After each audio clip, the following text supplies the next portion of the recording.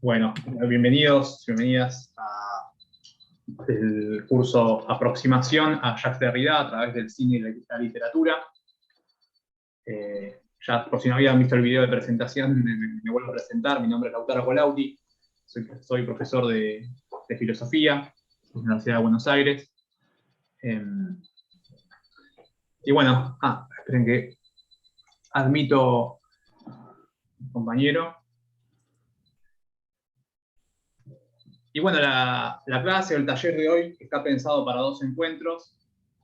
Veía que en el grupo alguien había dicho que no había llegado a ver la película, aunque no se haga mala sangre, que total la película es para el encuentro que viene. Hoy vamos a ver una presentación de la filosofía de Derrida, un trazo general, y parte de lo que tiene que ver con la hospitalidad y la parte que preparó Leandro, que lo vamos a ver de manera sincrónica, que es la parte que refiere al cuento de Carver, ¿no? Cuento de Raymond Carver, este escritor norteamericano, que él pensó que vinculaba y que maridaba muy bien con la noción de hospitalidad. Para comenzar, por ahí vamos a ver, como punto de partida, no me interesa a mí por ahí tomar esta idea de que Derrida es el filósofo de la deconstrucción, ¿no? El filósofo de la diferencia, un filósofo, un concepto o una palabra que ha tenido una circulación en los últimos años, en el último tiempo, sobre todo de construcción, ¿no? en las jergas tanto teóricas como militantes, como bueno, de la comunicación social y del periodismo, y que en algún punto, si bien yo creo que tiene un sentido positivo, también hay que decir que tiene un sentido diferido por lo menos a cómo lo piensa Derrida, sobre todo a ciertos usos del término que refieren no al me deconstruí o al estoy deconstruyendo o al estoy deconstruido, que difícilmente puedan ser usos que sean derridianos de la deconstrucción, porque en Derrida eso no responde a una exigencia ni moral ni del individuo, sino, como vamos a ver, a una estrategia de lectura subversiva. Vamos a comentar brevemente, como ya habíamos hecho en el video de presentación, algo de una breve biografía de este autor, cuyo origen es argelino, ¿no? Argelia es una colonia francesa del África que tuvo su independencia en el siglo XX, con un proceso revolucionario, como fue atravesado por la violencia política. A los que les interesa por ahí la historia, puedo recomendar la película de Giro Pontecorvo, ahora se me fue el nombre justo, La batalla de Argelia, ¿no? Una película que habla sobre ese proceso. Derrida nació en El Biar, una ciudad argelina, en 1930, falleció en París en el 2004. Estudió en París, ¿no? en la década del 50, fue, entre otros, discípulo de Louis Althusser, un filósofo muy importante para el estructuralismo y para el marxismo occidental en el siglo XX. Y estudió, sobre todo, en un momento donde el panorama cultural francés estaba, vamos a decir, hegemonizado o dominado por la filosofía que se llama la fenomenología, y la versión francesa de la fenomenología es conocida como el existencialismo. Sobre todo los dos referentes, ¿no? Los referentes son Merleau-Ponty, que es un discípulo de Husserl, que va a orientar la fenomenología hacia el estudio de la corporalidad y la dimensión del cuerpo viviente, no tanto por ahí en el énfasis de la conciencia, que es aquello que estudia o aquel objeto privilegiado de la fenomenología, sino justamente a cómo lo que verdaderamente es conciencia es la corporalidad misma. Y Sartre, ¿no? que es la otra figura fundamental para el pensamiento francés, Jean-Paul Sartre, que va a ser también como una especie de intelectual que en la década del 50 va a cobrar un renombre y que después en los 60 va a ser, ¿no?, él la figura del intelectual francés. En ese campo, Derrida se interesa por la fenomenología y hace su tesis, y su tesis es una traducción del origen de la geometría de Husserl, ¿no?, este padre fundador de la disciplina fenomenológica, y va a ser también uno de sus primeros libros, ¿no? La voz y el fenómeno, un libro del 67, que va a estar dedicado, o mejor dicho, centrado en la discusión con la obra de Husserl. Lo que sucede también en la década del 60 es que aparece una nueva corriente que ya se aleja de la fenomenología, que es el estructuralismo. Una corriente que toma una influencia, o que toma la influencia de la lingüística de Ferdinand de Saussure para aplicar ciertas de esas herramientas teóricas al campo de la antropología, en el caso de Lévi-Strauss, o al campo del psicoanálisis, en el caso de Lacan, o en el campo, ¿no?, de la crítica literaria con Barthes, del marxismo con Althusser, y incluso de los estudios culturales con Benveniste u otros autores.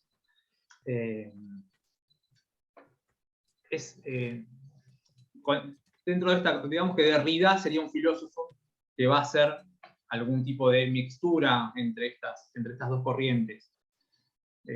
Foucault, en Las palabras y las cosas, que es un compañero generacional de Derrida, de algún modo también, en Las palabras y las cosas, también plantea que ese es el momento, es el último capítulo, ¿no?, plantea que ese es el momento de la coyuntura francesa que se debate entre el sujeto trascendental, que es la posición de la fenomenología, un sujeto fuerte, ¿no?, que es el sujeto del conocimiento, y las estructuras autorreguladas que plantean, que pueden analizar y desglosar, que es el estructuralismo, ¿no?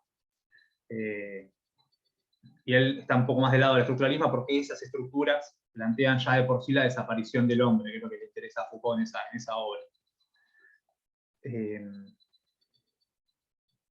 Ya en los primeros trabajos de Derrida hay un germen de todo lo que va a venir después, ¿no?, el germen de la diferencia, de esa lectura que él mismo plantea como una lectura subversiva del canon tradicional, que busca tomar los términos de la filosofía, los conceptos de la historia de la metafísica, para volverlos en contra de la metafísica, para deconstruir la metafísica. Y a su vez, cuando se lo caracteriza a Derrida, se lo suele caracterizar como un filósofo postestructuralista. Ya no ni como un fenomenólogo, ni como un estructuralista, sino como un postestructuralista.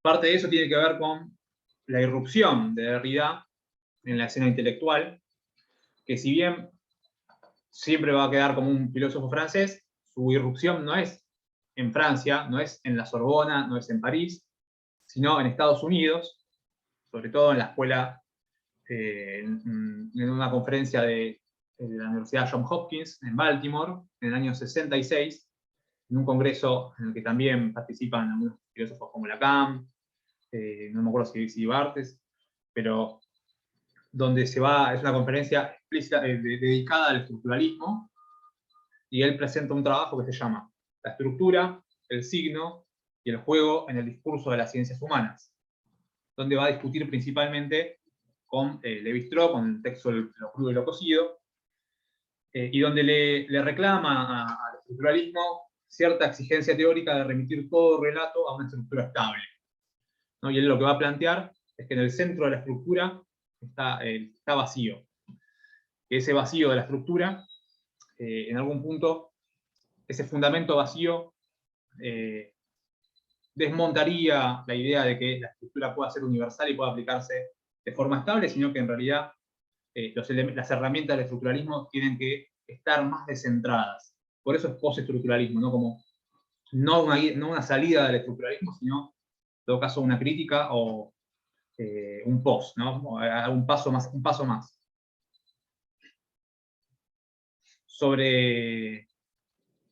Al año siguiente, mejor dicho, hasta el 67, ahí sí es el nacimiento de Derrida como autor, en el sentido de que se publican 3 obras de él, que son 3 obras muy importantes. Una de ellas, yo creo que es la obra más importante, o la obra más sistemática de Derrida, que es, tenemos acá, vamos a mostrarla porque no tengo todo el libro de Derrida, así que cuando tengo uno, aprovechamos, que es de la gramatología. Y también sale la escritura de la diferencia y la voz y el fenómeno. Como les había comentado antes, es el libro que está vinculado a discutir con la tradición fenomenológica. Y de la gramatología es un libro que es como el programa teórico derridiano, un programa que aparece ya la idea de deconstrucción. No es un libro que hable explícitamente sobre la deconstrucción, aparece pocas veces mencionado el término, pero ya va a estar operando esa idea de que se puede deconstruir la historia, que se puede trazar una historia de la escritura, deconstruyendo la oposición entre la palabra hablada y la palabra escrita, ¿no? Y tratando de pensar cómo la historia de la metafísica, de algún modo, ha subsumido la escritura a la oralidad. Y a la oralidad, sobre todo, entendida como presencia, ¿no? Como la presencia del autor, como la presencia como autoridad, en el sentido de que todo aquello que la escritura vuelve confuso, vuelve de doble sentido, la presencia vendría a ser esa parte, ¿no? que anula la diferencia, que sintetiza todo con un gesto, me hago entender, ¿no? Solo el que está presente puede hacerse entender, mientras que está ausente genera dispersión de sentido, genera, en todo caso, entonces lo que él va a hacer es tratar de leer cómo en la historia de la filosofía la escritura ha sido pensada como algo inferior o como algo menor en relación a la palabra, al lenguaje hablado.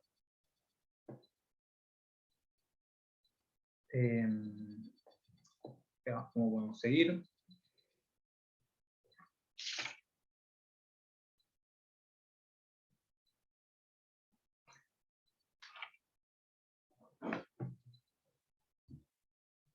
Hay algunas, por lo general bueno, hay algo más en relación a la llegada de Derrida. Se convierte en un autor importante en Francia, un autor importante en Estados Unidos, sobre todo en la escuela de Yale, en la Universidad de Yale, donde se funda lo que se conoce como la escuela de Yale, que está liderada por Derrida y por Paul de Man, que es un amigo de él, un autor alemán que está radicado en Estados Unidos, que rápidamente abraza, ¿no? la deconstrucción y la filosofía que propone Derrida, sobre todo para trasladarla o para pensar en el departamento de literatura comparada, en el campo de la crítica literaria, de la literatura comparada, y ahí empieza la primera producción de la escuela derridiana, me parece. Después hay toda una historia con muchos pormenores, que es el affair Paul de Man, cuando sufre algo así como una cancelación post-mortem, porque creo que apenas muere se descubren algunos papeles del joven Paul de Man que apoyaban al nazismo o tenían alguna especie de ligamento, y se vuelve una polémica intelectual en la que Derrida va a quedar envuelto, ¿no? Porque en algún modo pareciera que se jugara la cuestión política de la deconstrucción en ese, si se quiere, error o en ese apoyo político de este autor, de Paul de Man, en su juventud. También hay que recalcar que Derrida no solo era argelino, también, sino que tenía, por parte de la madre, una ascendencia judía, ¿no? Que por eso siempre, esto lo vamos a ver ahora, ¿no? Que siempre tuvo una relación con el tema de lo extranjero, ¿no? Que es una constante en su obra. Sobre todo a partir de los 80, porque en los 60, 70 la obra de Derrida, por lo menos los que las tematizan, ¿no? o la esquematizan, la separan en dos momentos. El primero, el momento más deconstructivo, más textual de la filosofía derridiana, en el cual se ocupa de la tradición filosófica y se ocupa de problemas, digamos, puramente teóricos, y a partir de los 80, lo que se lo conoce como el ethical turn, como el giro ético o el giro político, que es ir a pensar problemas de la hospitalidad, de la responsabilidad. Nosotros vamos a ver justo textos de Derrida de esta época, porque la clase que viene vamos a ver una entrevista donde va a hablar de el cine como en relación a los fantasmas y a la espectralidad, que es un tema que él, además de hablarlo, de vincularlo con el cine, lo vincula con el marxismo, ¿no? Y sobre todo con ese comienzo del manifiesto comunista del espectro del comunismo que recorre Europa, y a partir de ahí comienza una lectura de Marx, en su libro Espectro de Marx, y bueno, es parte de los conceptos o de la batería de conceptos que va a estar en este momento de la producción derridiana, que son los 80, y a partir de los 80 hasta el 2000.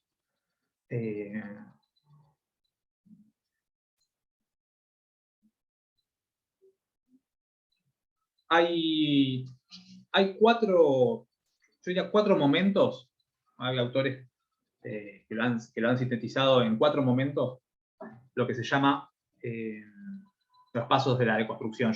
Derrida dice muchas veces que la deconstrucción no es un método, que es una estrategia de lectura. Creo que se puede igual tomar o, bueno, tratar de sintetizar un poco para aclarar, porque también es un autor muy oscuro, ¿no? Y cualquiera que lo haya leído sabe que es una experiencia difícil y que si bien el autor dice, bueno, no es un método, no, a veces está bueno simplificar un poco para tener también un acercamiento menos frustrante, ¿no? No sé cómo es su experiencia, en la mía por lo menos, me he frustrado mucho tratando de buscar cuál es el argumento, cuál es el punto, y pasa eso, ¿no? Que muchas veces uno avanza en la lectura y recién cuando uno llega hasta un punto encuentra algo, pero no siempre está todo claro en la escritura derridiana. El primer, son cuatro, como les decía, la construcción podríamos pensarla en cuatro pasos. Primero que nada, Derrida lo que dice es que hay que jugar el juego del sistema metafísico, es decir, hay que exponer los conceptos que propone una filosofía.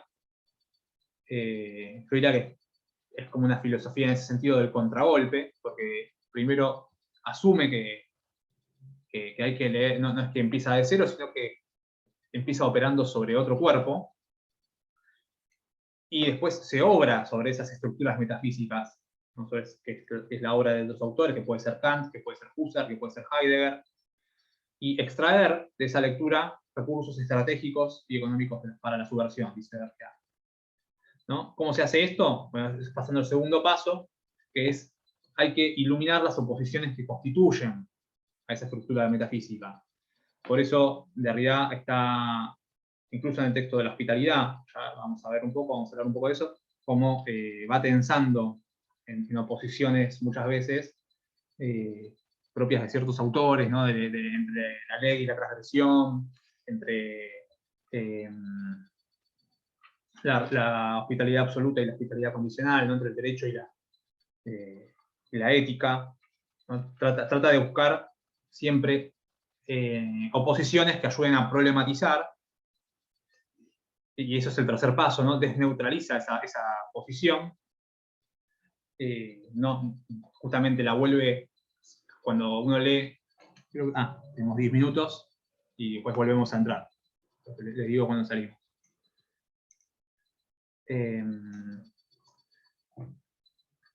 Desnaturaliza esa oposición que los autores por ahí muchas veces las presentan como naturales o las dan como formas, y señala, el último paso, con lo que se entiende como un afuera constitutivo, un exterior que vendría a poner en cuestión o a problematizar esa, esa, esa, mm, esas oposiciones que son estructurales del texto. Ya esto estamos hablando en abstracto, después lo puedo pasar más sintetizado, pero cuando veamos el texto creo que se va a entender más. Entonces, se introduce, en la última parte, siempre Derrida introduce algún nuevo concepto ajeno o exterior al texto que está analizando para iluminar un poco las contradicciones del texto y presentar los problemas silenciados del modelo filosófico construido, ¿no? Esa es la deconstrucción, presentar algún problema que esté silenciado también por la tradición metafísica o por la tradición de la ontología, ¿no? La ontología entendida en el sentido, ¿no?, de aristotélico, de la filosofía o de la ciencia que se ocupa del fundamento de la realidad.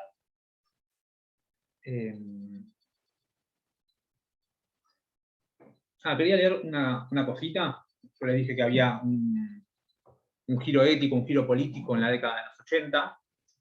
Bueno, para Derrida no es tan así. Él dice en una entrevista que dice: jamás hubo en los años 80 o 90, como a veces se pretende, un political turn o un ethical turn de la deconstrucción, tal y como al menos yo la he experimentado.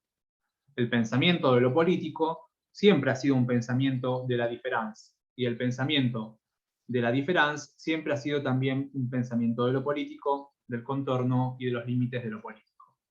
Él asume, o por lo menos lo que creo que yo, lo que interpreto que él está diciendo en esta respuesta, es que estas operaciones sobre el corpus del pensamiento ya eran un gesto político, solo que por ahí no estaban dentro de el campo de problemáticas que se identifican socialmente como, o rápidamente, como la política. Como puede ser el problema, no sé, de los exiliados o de los extranjeros, de los migrantes, ¿no?, que son temas que por ahí están mucho más relacionados con la hospitalidad o el marxismo o otros temas que aparecen a lo largo de su obra, ¿no? Algo que también aparece en esta época es cómo la tecnología está transformando las sociedades. En un momento lo menciona brevemente en la conferencia de la hospitalidad, y después si uno ve los textos de esa época siempre aparece una mención. El texto que habla sobre la televisión, el texto que habla sobre cine, siempre también hace una mención a cómo está cambiando un poco el formato.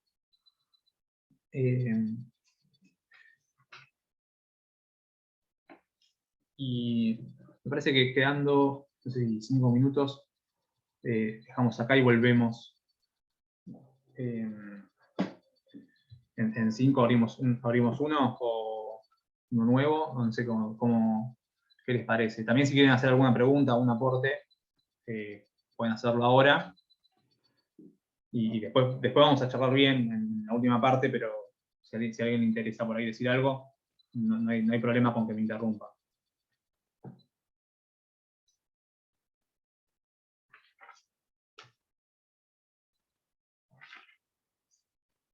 Por ahí, para cerrar, una cosita más, y ya hay 2 autores que son muy importantes. Yo diría que el primero, son 2 antecedentes de la filosofía, y el primero es el autor que se lo considera uno de los puntos de quiebres fundamentales del siglo XX, que es Martin Heidegger, un filósofo alemán, discípulo de Husserl, que en su libro Ser y Tiempo, él plantea la tarea de la destrucción o el desmontaje de la metafísica. Este desmontaje vendría a ser un antecedente fuerte de la idea de construcción. Porque de algún modo Heidegger también intenta desmontar la historia de la filosofía, entendiendo esta historia de la metafísica como una historia del olvido del ser para Heidegger, ¿no?